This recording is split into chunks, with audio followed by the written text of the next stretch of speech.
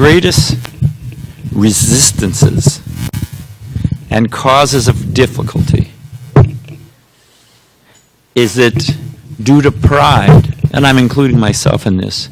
There's the tendency to ask for advice. I remember my father, who was a good man. He was a very good father. I'm grateful. I can never repay him. But he was a little proud, if you wonder where it comes from. And I remember we'd be on a family trip. We'd be completely lost in some city. And my mother would say to my father, "You know, Bob," his name was Robert, "everybody around here lives here. They probably know exactly where they are. Why don't you just ask them?" But he wouldn't do it. That was before GPS and all. So we're going to talk about that a little bit today. Okay, we're almost there.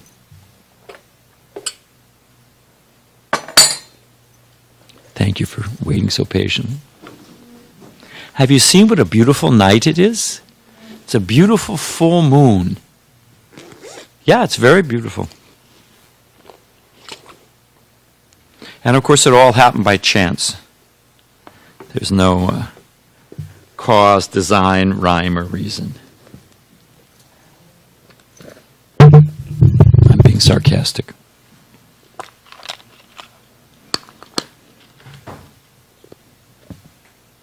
Namo Om Vishnu Padaya Krishna Prastaya Bhutale Shrimate Bhakti Vedanta Swaminiti Namane Namaste Saraswati Devi Gauravani Pacharani Nirvasesha Sunyavari Paskachadi Satarani Shri Krishna Chaitanya Prabhu Nityananda Shri Advaita Gadadara Shiva Sari Gaur Bhakta Vrinda Hare Krishna Krishna Krishna Hare Hare Hare Rama Rama Rama Hare Hare.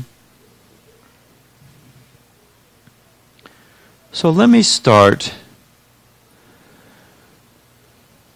I want to give you an example, and it is the theme for what we're going to talk about today.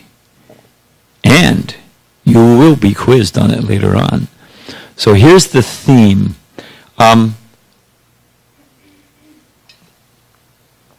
If you're ever driving a car, it particularly happens in the snow, but it also happens when the road is wet, especially when it's just rained, and the oil on the surface comes up. So if you're driving your car and you start to slide, you lose traction, and you're sliding in this direction, what is the natural instinct? We're sliding this way. What do we, generally speaking, what do we tend to do? Zzz, you turn the other way. And what will happen if you're going fast? You start to spin. What you need to do, driver's ed, that's the real thing you're here for now.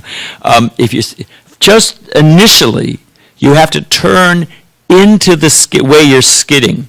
Because then again you get traction, and then you can adjust accordingly. But for that few milliseconds, whatever it is, you need to go counterintuitive against your instincts and turn into the slide. It appears dangerous. It appears illogical. Well, logic is I'm going that way, I want to go this way. Whoa, watch out. It appears dangerous. What? I'm going this way and I turn into the thing? Forget that. So, but it's what we need to do. So what I want to talk about today are what is our natural instinct, what is our tendency, what is the general cultural course, which way is the river of general societal norms and activities, which direction is it going, and why to turn the other way. So what's the theme? If we're sliding, what do? Turn into it. You do the opposite of what is our instinct. Okay? The opposite of what is stimulus response, this is my instinct. Do the opposite. So that's the theme, and we're going to try to give some examples that expand on that theme.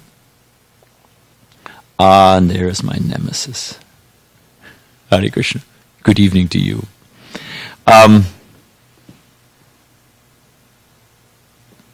Let's give a simple example. Start off with. We are all conditioned, especially raised in the West, that happiness comes from accumulating stuff. More stuff, the better. What is the bumper sticker? The one who dies with the most toys wins. I don't know if you've ever seen that one. Of course, the truth is the one who dies with the most toys dies. And where the toys go, that's another story. But anyway, and I remember when China, of course, most of you are younger than this, but when China first started opening up, I remember one man I was talking to, and he said, just think of it. What's the population of China? I think at the time it was 6 billion. Does that sound reasonable? Is that the population of the earth? Anyone know? You can Google it. Whatever the population, so many billion. The man said, just think of it. 6 billion consumer units. He was calculating all those little senses that could be titillated, that could be, give them a desire, stimulate some desire in them, and then, just guess what? I'm here to satisfy it. So, and make a big profit. So, accumulation, stuff. Krishna talks about this. He talks about the senses in touch with the objects. That's what we call happiness. We're conditioned to think that is happiness. If I smell something, baking cookies. I don't know what the place is. I remembered, because I read an article about it. With this principle. There's and I don't know the name of it because, I'm a monk, we don't eat that kind of stuff. But there's a big cinnamon bun kind of thing. I think it's called Cinnabon, actually, whatever. But, yeah, am I right? Oh, thanks. And they have an artificial scent that's vanilla and cinnamon. It's not them baking. It's not the smell of the baking at all.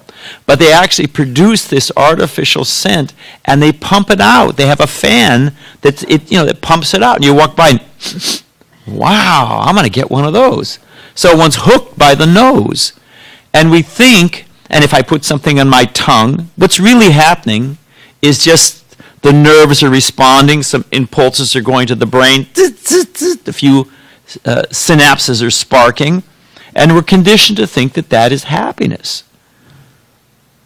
So, stack up stuff, put the senses in touch with, some flashing light, whatever it is, and I'm stimulated.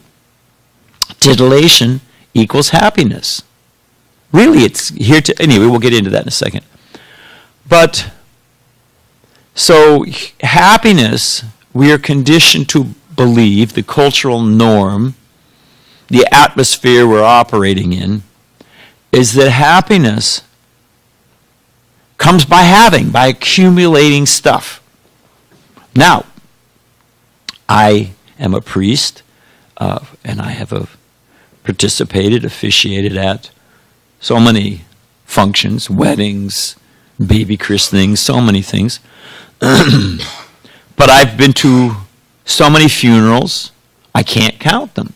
So I can speak from the field, from practical field study, experience.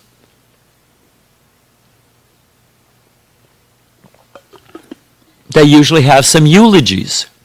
And it's a nice thing. People get up and they say something nice about the person.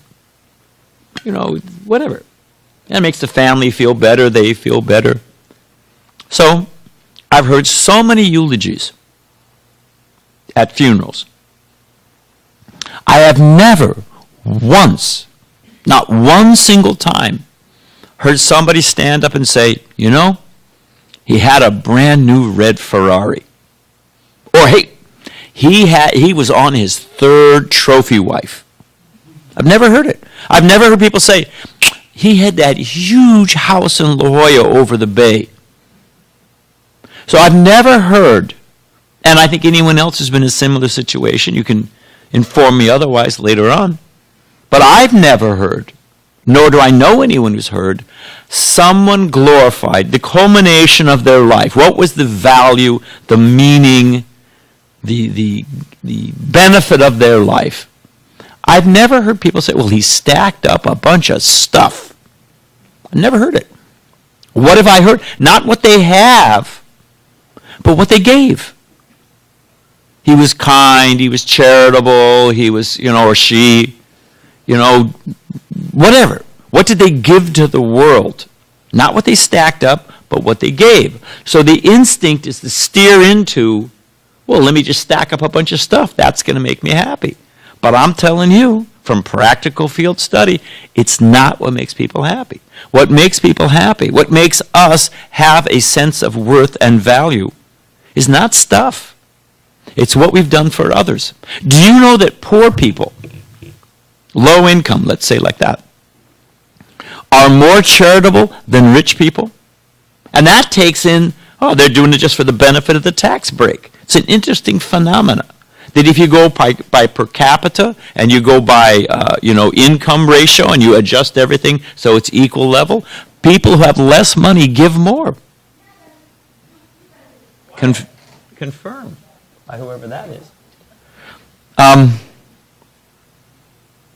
So here's another one. Because actually I talked to a man who told me, a very wealthy man, nice guy, and he said that I've got everything in life. So everything I wanted, I've got. The big house, sea view, trophy wife, whatever it is, all the stuff. Got my kids all to Harvard, whatever it was. Had to pay for that one. And he was about my age. I'm 66, so I think he was a little older than me. And he said, you know what? I grabbed life. This was what he said to me. I've grabbed life with both hands. I mean, he parachuted onto Mount Everest, whatever it was. Scuba diving on the Australian Great Reef. He did it all. He said, so I've grabbed life with both hands. He said, but happiness, it slipped right through my fingers. So it's not what we have, but what have we given? Now, criteria for that we're going to get into in a minute. And here's the Vedas, our source book, our knowledge source of the Vedic literatures. So the Vedas they give a very nice example. Because how do we look at the world? Is it just the senses? Sparshas jam, that was what we did this morning? The senses in touch with their objects?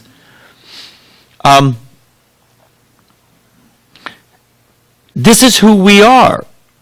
When you go to a mall, if you're ever lost or you're trying to find a place, you find the map, and on the map, what does it always say? What do you look for first? You are here. Okay, here's where I am. In the Vedas, it's called, I don't want to get too far afield, but it's, what is it? Sambandha Abhideya Prayojana.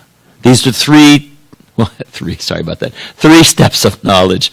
And the first sambandha is just, how does it all fit? What is this in relationship to this? What is this? Unless you know where you are, loka standi, then how can you determine where you're going to go? You got to know where you are first. So, and we could say more, but I want to cover some other things. So the first is sambandha. Just how does everything relate to it? And then once you know that, there we go, my friend. He got out before we could catch him and get him to give a donation. Sorry, don't worry about it.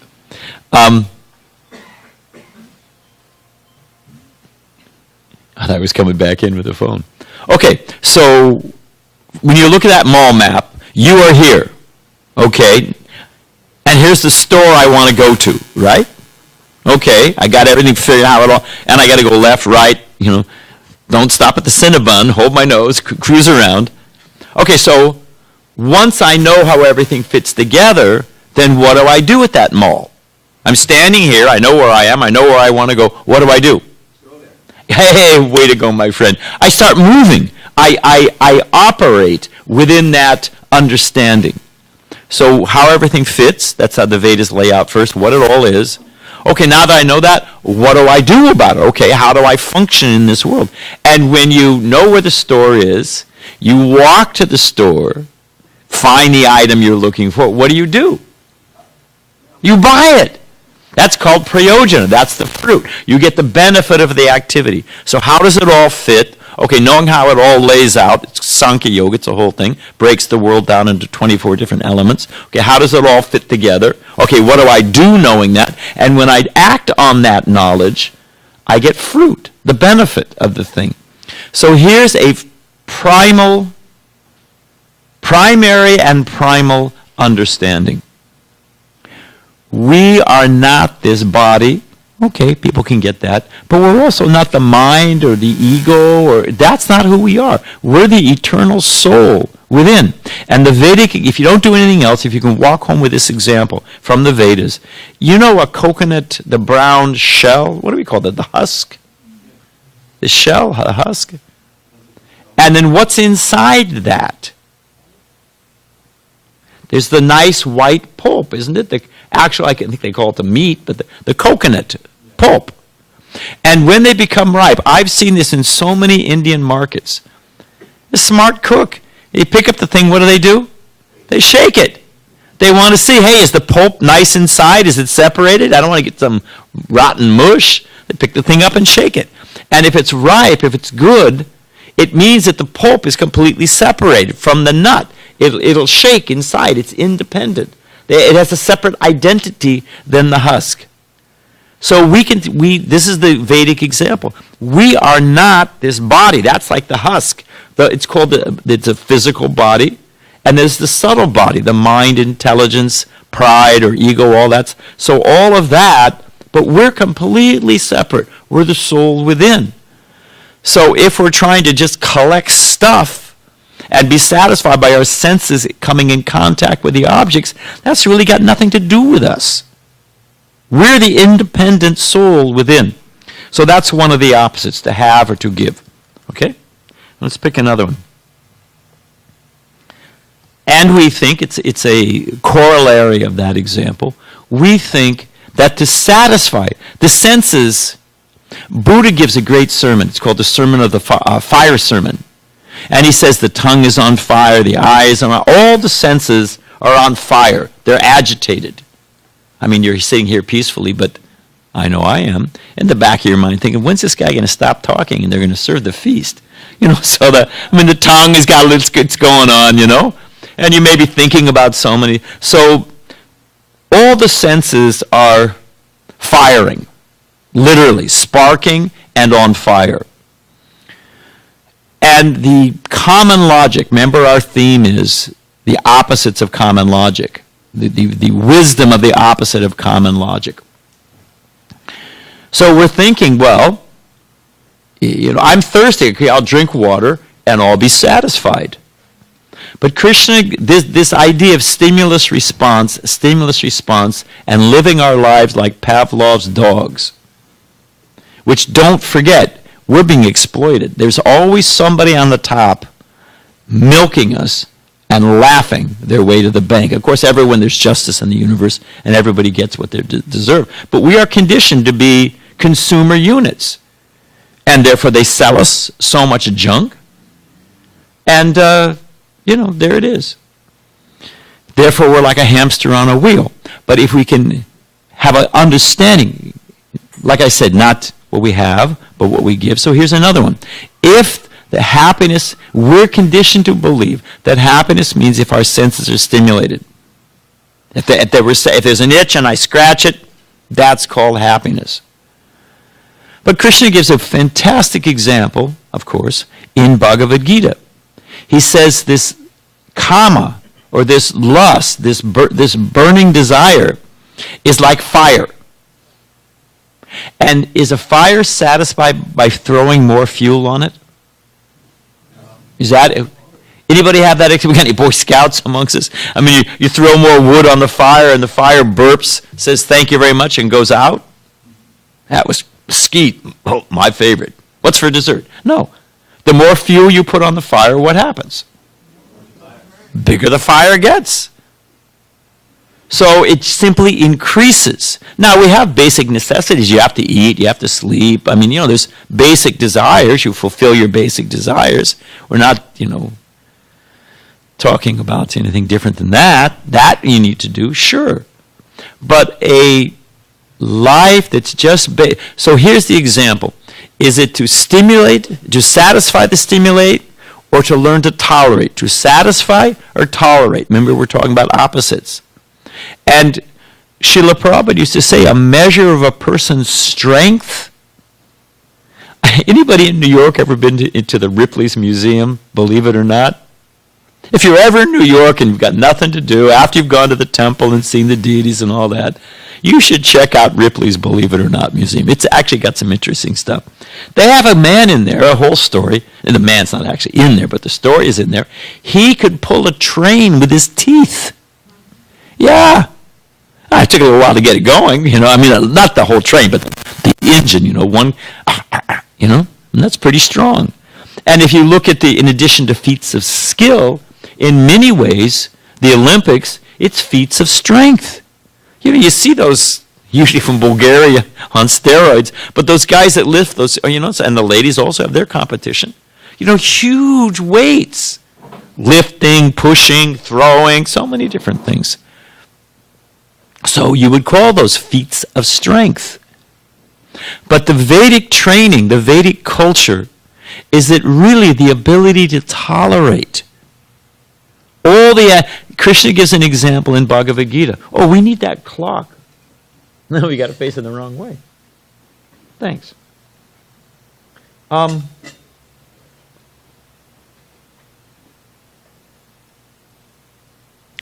ability to tolerate. I was trying to think of I lost my train of thought there, thinking about time.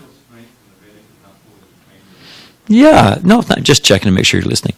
No, I actually did forget. But the point is, if I have an itch and I scratch it, is that really happiness? Oh, that's what I wanted. Krishna gives another example in Bhagavad Gita, and we have it right out here in the ocean. So many rivers are entering into the ocean. And, just think about it. The Ganga, the Ganges, the Mississippi, the Congo. What are other big rivers? The Nile, the Amazon. Huge river. You cannot even, I'm sure somebody's estimated, you can Google it, but billions of tons of water are flowing into the ocean. And the ocean remains right where it is. If just a minor tributary of the Nile was rooted into this room, get your scuba gear. The whole room's full in a second. We're all like swimming. But that all flows into the ocean, and the ocean stays, generally speaking, within its tidal basin, or tidal, whatever it is. So, an intelligent person who has strength realizes that all this titillation, I'm never going to satisfy it.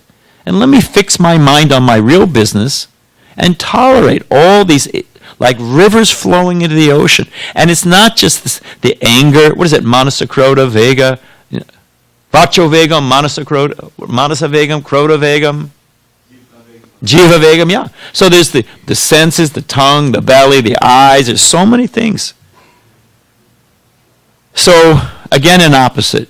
First we said whether to have or whether to give, whether to try to satisfy or whether to learn to tolerate, which will make us happy.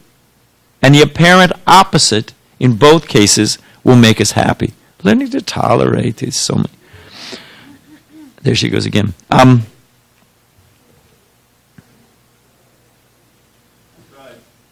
Can someone go ask whoever it is? That's all right. I will just go on. We'll pretend we're on an Indian bus. Always chaos. So here's another one. To defend. We're always defending ourselves. I'm speaking for myself, but, somebody says, well, why don't you do it like that? You say, well, you don't really understand, and how come you did this? Well, you don't know all the prayer. We're always wound up in well, you say that, but, it is, again, instinct to defend, to rationalize, to, Prabhupada gives a classic example. Srila Prabhupada, the founder of the Harekrishna movement and my spiritual master. A man is, there's a tree. Picture this as a tree, okay? Picture this as a branch. And a man is getting some wood. So he's sitting here and he's sawing here. It's a visual thing. Is that really going to work out well? What do you think? So some nice person, good Samaritan says, hey, that's really not the best way to go at it. You should sit on the inside and have the saw on the outside. He goes, hey, are you a woodcutter? Did you go to lumberman's U? I mean, who are you to tell, So the guy keeps zit, and we know what happens. Here's the tree. He's sitting here, zit. What happens? Bangs his head. Next day, he meets the good Samaritan who gave him, hey, come on, that's not going to really work out well. And still, because of pride, the man says, oh, you're a great astrologer. You can see the future. He wouldn't admit, actually, you were giving me good advice. He thought, it was inevitable, and you could just see what was going to happen. So, those are simple examples, but Srila Prabhupada was at actually it was a business negotiation with Dinapan Press. They're printing some of our books. This is many, many, many years ago, early 70s. Thank you, Mataji. And so it's a long story, but the short version is there was a junior executive there, and everyone had passed out their business cards, so everyone knew who everybody was and how they fit into the company. So they all left. The senior execs, they have some consult about the price they should give for Srila Prabhupada for printing these books. So there was a minder there. There was, a young junior exec was there to just, if you need any coffee, or, of course, what are we, coffee, tea? No, thanks. But anyway, so Prabhupada, the man didn't speak much English. The young man didn't speak much English. And, of course, Srila Prabhupada and Tamal Krishna was there as his assistant, didn't speak much Japanese. But they got the message across to this young exec in Dinapan Press. What is your goal in life? And the man went and collected all the cards of all the senior executives and put them all in a stack, because he couldn't explain in English, so it was a visual thing. And then he took out his own card and put it on top ceremoniously. In other words, his goal in life was to get to the top of the ladder, to the top of the company. So, we've all got that kind of instinct that we want to be right, we want to be recognized, we don't like to be corrected. People, so there's a natural instinct to defend and to rationalize and to not hear good advice. But on the other side, humility. Let's look at it as pride and humility. Pride is a heavy burden to carry around. I forget where we were. Many years ago, as a young man, married man, family man, I worked. So, I could do my devotional, serve in the temple, but also I had to maintain my family. So it's a long story. But we had a shop, and there was a big mirror in front of it, and it was a pedestrian mall. And the way the light would shine on this big glass window, it often acted as a mirror. And you would watch people, because we're working inside, you'd watch people go past it was like a two-way mirror, okay? And you would watch people, they would stop and they would preen. Preen is like a bird, they would fluff their feathers and get everything back, and then they would walk away very confidently. Or some people would think they're pretty cool, and then they look in there and they're, I don't know what, they'd gained weight or their pants were on backwards, I don't know what was going on. But then so some would walk by very proud, look at themselves, and then they'd droop, Some people would come by drooped, and they'd, So you could just see, just trying to maintain the whole thing. I mean, I don't mean to criticize. I know these things by personal experience. My personal psychology. But people take you, if someone buys a new house, and they say, oh, would you like the tour? I'll show you my house, Oh, and this is how big I had somebody one time, he was a nice person, I forget why we're there, but they wanted to show me all their bathrooms. I mean, I don't really, do your business in your bathroom and keep it to yourself. I don't really need to see what kind of faucets you have and the shower head at so many different settings. And I can't even, I was there for, so okay, that's enough. But to maintain that pride, how I look, what my position is, because in the ultimate issue, the fact of the matter is it Govinda Das, one of our devotee Vaishnava poets, he gives the example of a lotus flower. You can go to Balboa Park. They have some nice lotuses there in season. I think lilies, it's the same principle. It's quite dramatic with a lotus. They have a pad, that floats on the water. And then the flower, comes up from that. And it's waxy on the surface. And if you put a drop of water, picture a dinner plate or whatever, floating on the water, you put a drop of water on that lily pad, the lotus pad, what happens? It'll slide right off. It'll just the slightest jiggle. It's a long story. So Govinda Das says that our position in this world is just like that, actually.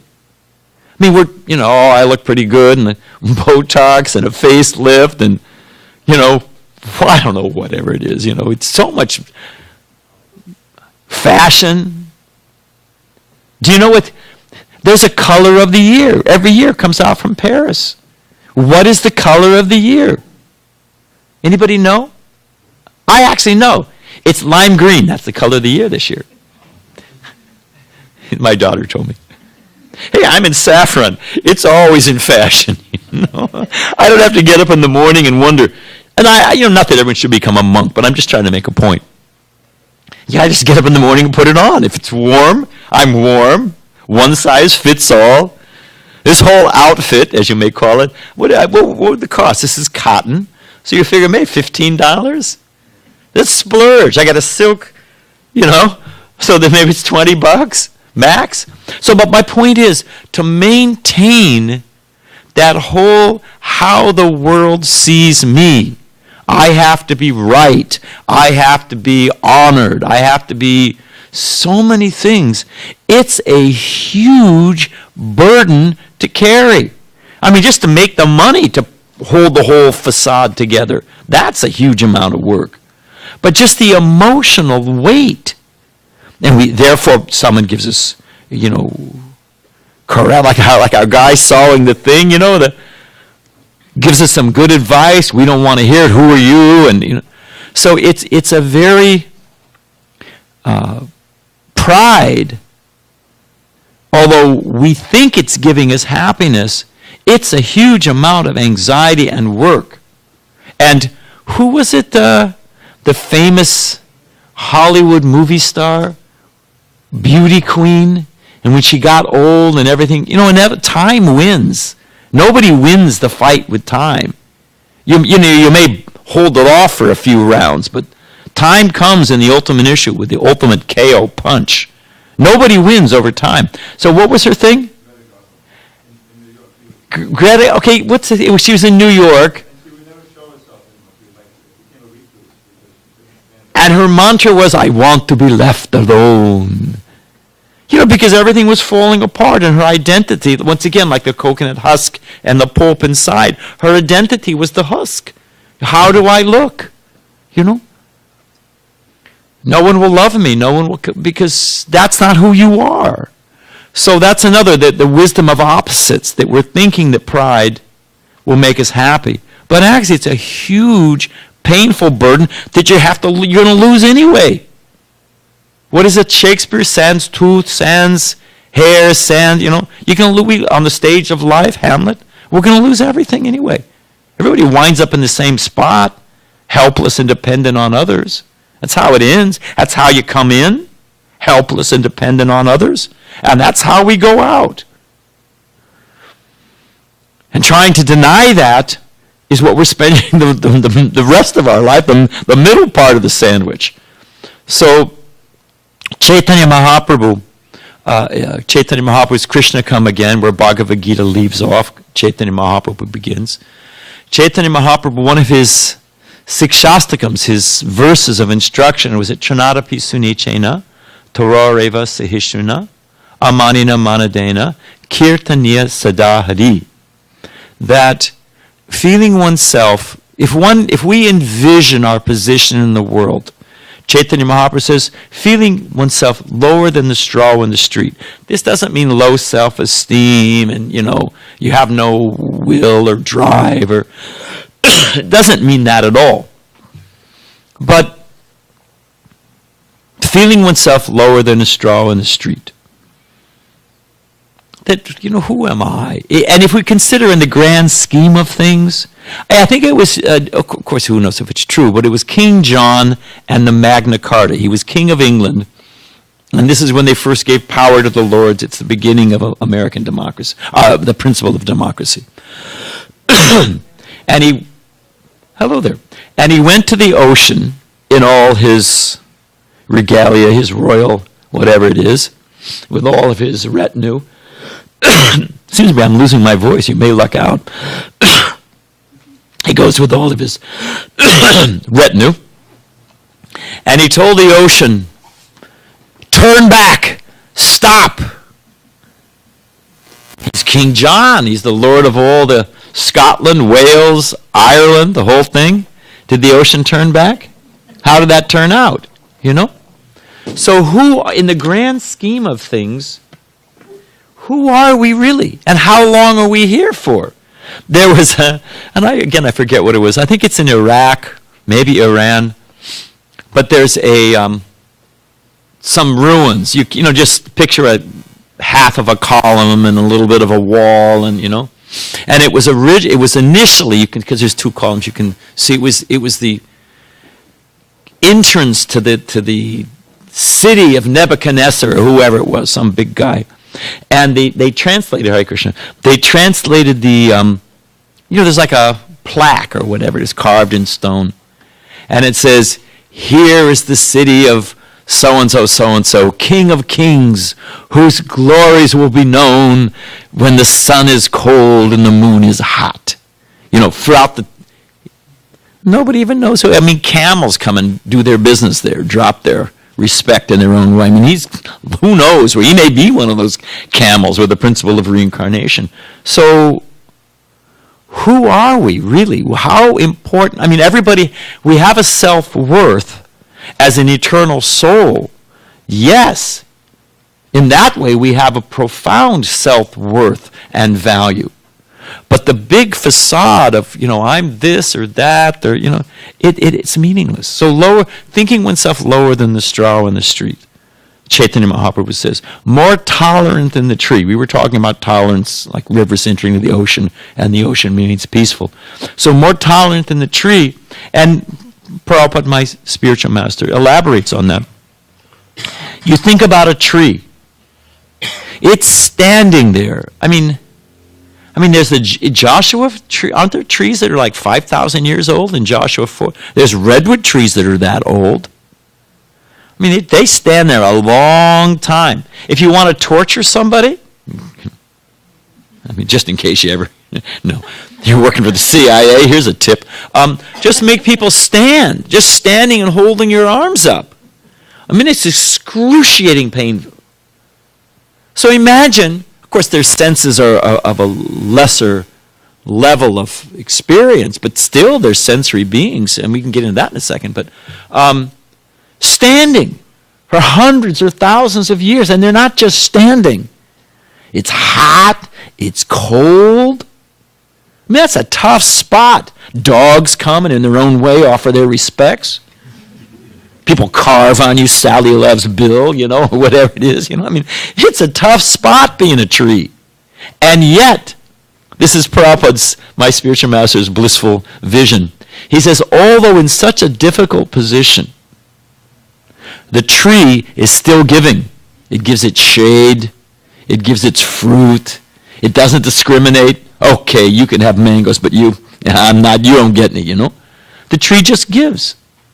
So if what Chaitanya Mahaprabhu is feeling oneself more tolerant than the tree, because our point is, although these appear to be opposites, and happiness is in this direction, being humble like a tree, tolerant like a tree, actually it gives great happiness.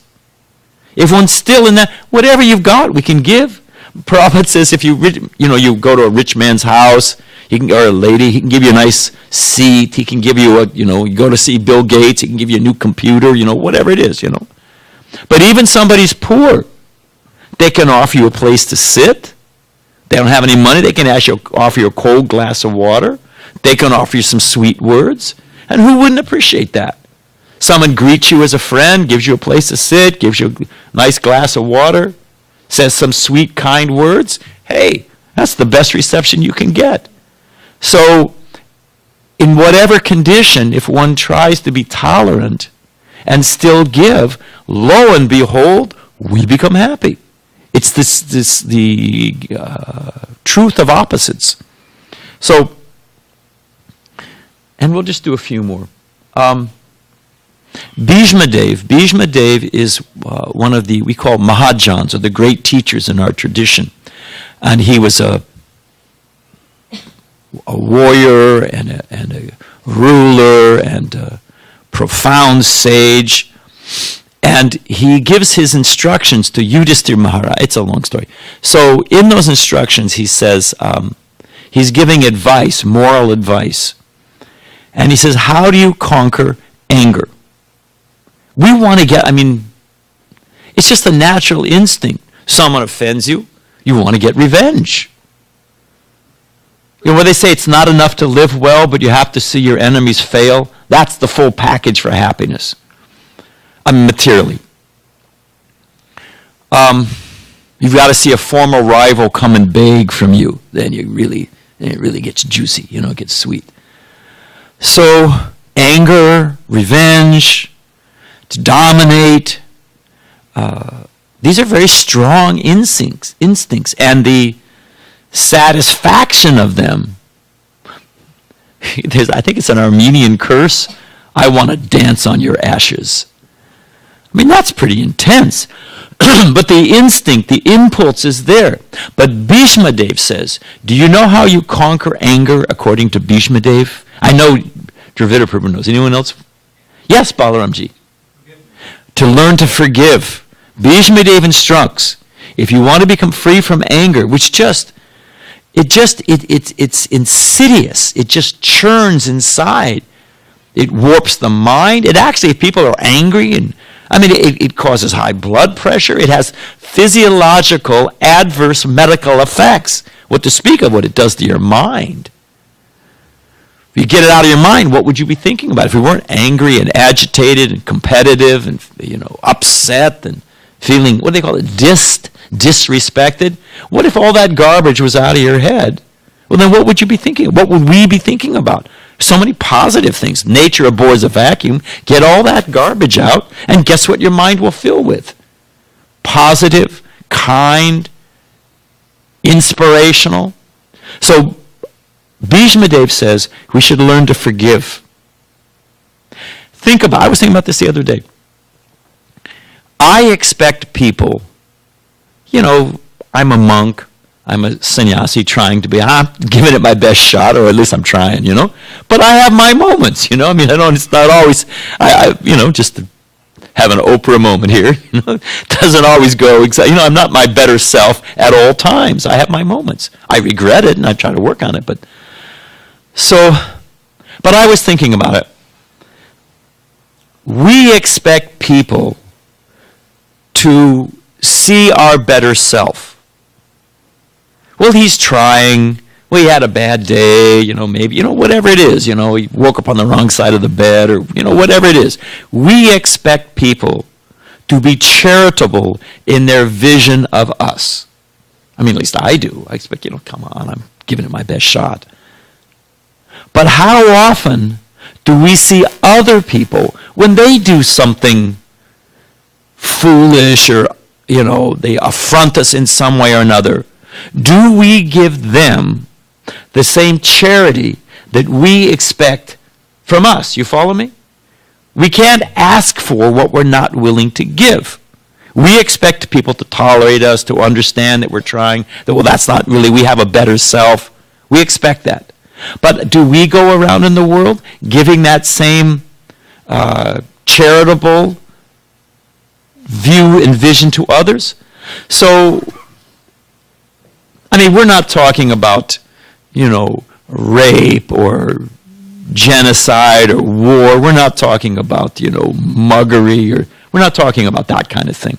Obviously, you have a right to defend yourself and a duty to defend the innocent. We're not talking about that. But simply in interpersonal exchanges, if one learns to forgive and think, well, that's his, ultimately, really, it's their problem. It's not my problem. It's they're the one that's, got the issue and, let the anger churn them up. So again, the wisdom of opposites, that satisfying that push of anger, punch them in the nose or let the air out of their tires, I don't know what mischief you're up to. But if one learns to forgive, one actually, it's not exactly the same, but I think it'll do the job.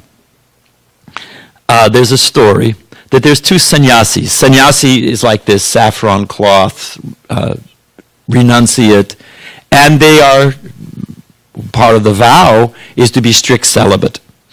So, two elderly sannyasis, these senior monks, they come to the bank of a river, a little stream. You can ford it by walking. And there's a woman there. And she's, not a little enfeebled, and the stream is going a little quickly. So she asks of the two monks, she says, can you carry me on your shoulders? It's just a short distance and help me get across the river. Let's suppose she's lame in one leg or something. Can you help me across the river? So the one strict sannyasi, celibate, you don't deal with women, like disdain, like, what? How dare you ask such a... And the other monk said, hey, get on my back. So she gets on his back. It's a 5-minute across the river. The one monk puts her down, and she does whatever she's doing, and the two monks go the other way.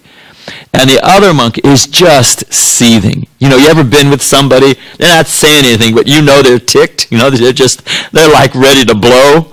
So they're walking along in silence, and the other guy is just seething. And finally, he just can't contain himself. And he says, I can't believe you did that. You carried that woman across the river. You're a sannyasi. You're a celibate, strict. What are you doing? And the one who carried him across said, I carried her for 3 minutes. You've been carrying her for half an hour. Within the mind, So the principle is just learn to forgive, just move on. So that's the happiness of opposites, that learning to forgive. And I think we'll do one more because we're coming up to time. To be independent. Prabhupada was here, Srila Prabhupada, again, the founder of the Harekrishna movement and my spiritual master. He was here for the bicentennial. Was it 1776 to 1996? It was 200-year bicentennial. Yeah, I'm sorry, that's what I meant to say. Yeah, it's 200 years. So, and they were celebrating the Declaration of Independence. And he gave a talk in Philadelphia, the birth cradle of American independence. Prabhupada gave a talk, and he called it himself, he titled it Declaration of Dependence. So, and again, we're not talking about low self-esteem, we're not talking about any of that kind of stuff. But, in American ethos, I'm probably dating myself, I definitely am, but John Wayne was Ronald Reagan, I don't know who you want to, Trump, if you really want to get into it, that I'm a self-made man. Of course, he was made by his father, that's another story, inherited whatever he's got. But anyway, the point is that the American ethos of the self-made person. You know, you went out there and without anybody's help, you made it. You stacked. Now, we're all for initiative. We're all for drive. We're all for creativity. Don't get me wrong. But this idea, it has an odious, onerous flavor to it. To say dependent, to dependent on others. But if we actually think about it, Prabhupada said, one man was talking about independent, you know. Prabhupada said, hold your breath for a few minutes, sir. Anyone want to, hold your breath, let's try it. I mean, we all know how it ends. How long, they have those, is it free diving they call it? Yeah, I think it's called free diving, isn't it? How far you can dive, do you know the record for free diving? I don't know. She's saying 4 to 6 minutes. Let's be generous. 6 minutes. Okay? You know, so to admit that we're dependent on air, if I said to you, I, Badrinarayan swami, do not need air. I will not depend on air. I mean, well, good luck with that, Swami. You know, it's like to admit if my leg is broken, to use a crutch is not a sign of weakness. It's a sign of intelligence. To admit honest dependence, and if we think about it, my Guru Maharaj said, "You think you're sitting on the floor?" He said, "I am sitting in the hand of Krishna." Krishna says in the Gita, I'm the light of the sun and the moon. I'm the pure taste in water. I'm the fragrance of the earth. I'm the ability in man. Krishna goes on and on and on.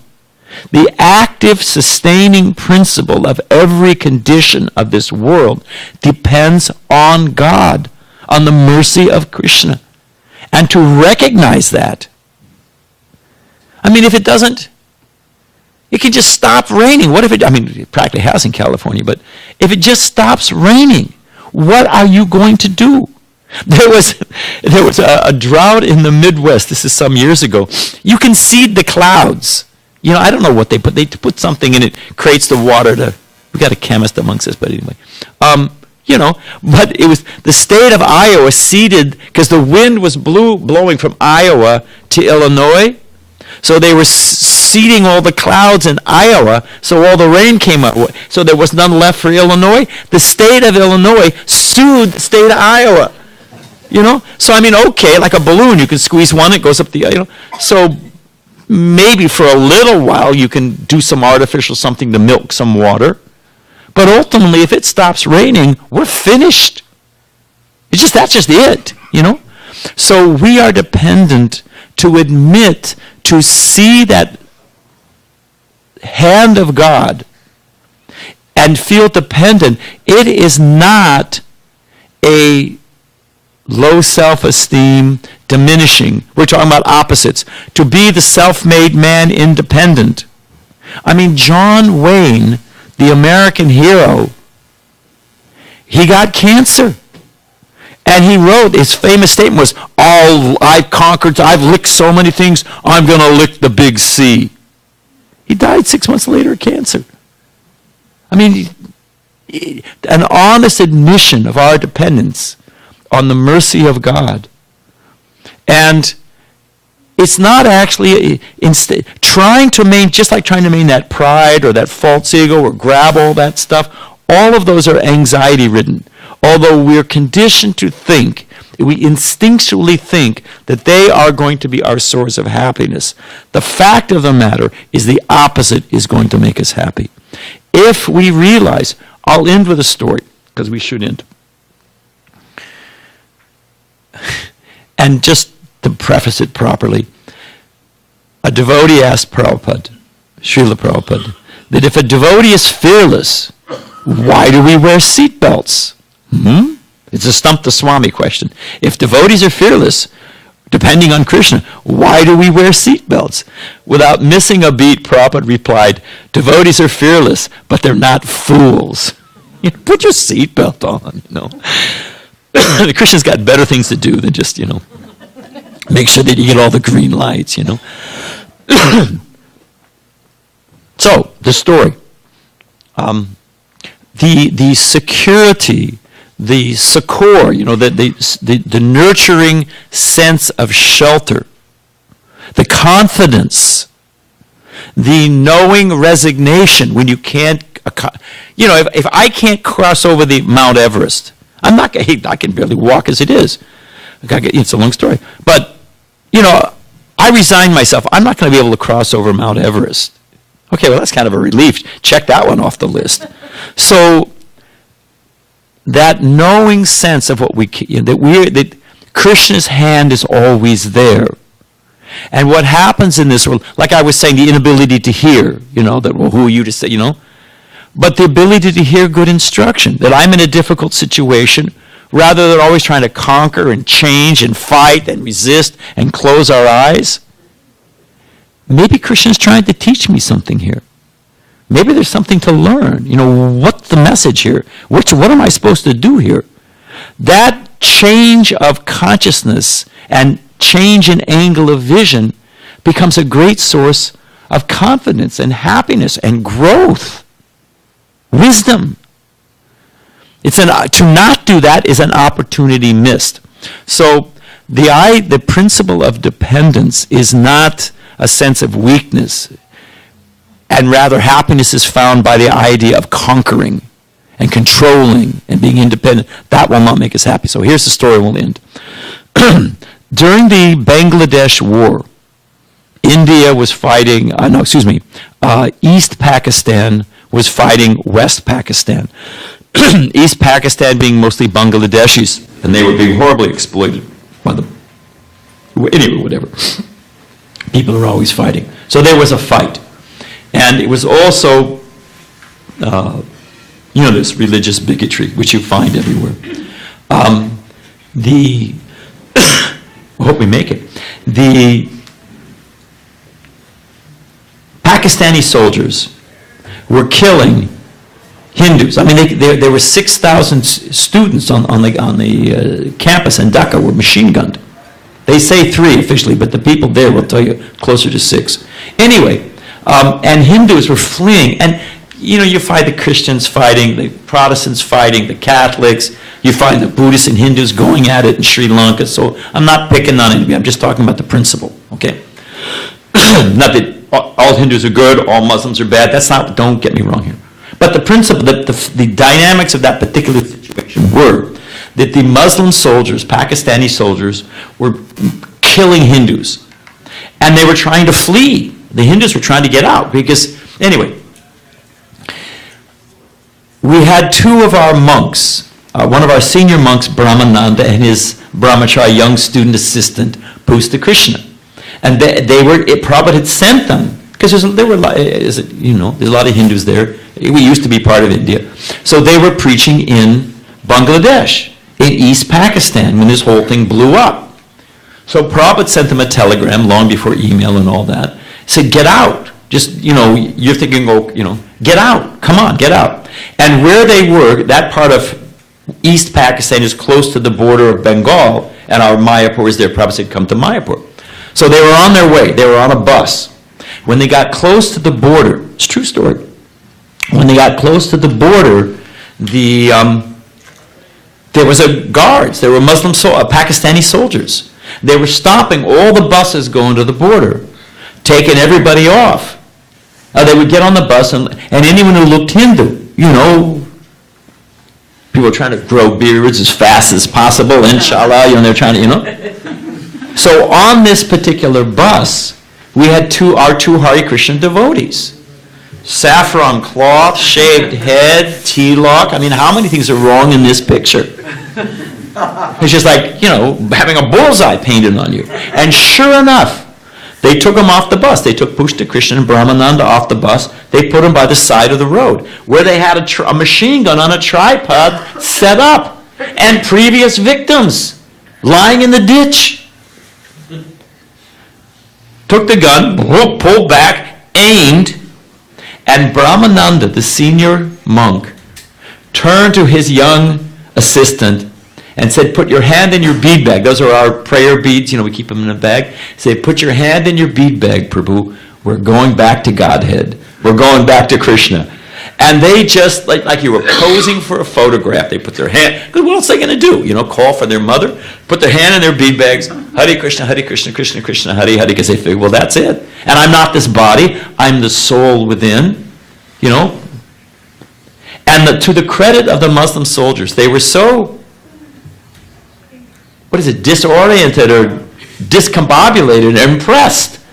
They said, well, these are genuinely saintly people. They're not afraid of death. They have full faith in God. They let them get back on the bus, and they made their way to Mayapur. So this sense of dependence on the mercy of God. I mean, God is present everywhere. He's maintaining, He's sustaining, and I'm in the hand of God. That is a great sense of confidence, of happiness, of peace, rather than the opposite. So these are a few examples of the happiness that comes from opposites. And I think we have to end. So thank you very much. I was going to have a quiz. I was going to ask some questions, but my time and my voice have spared you. Thank you very much. Hare Krishna.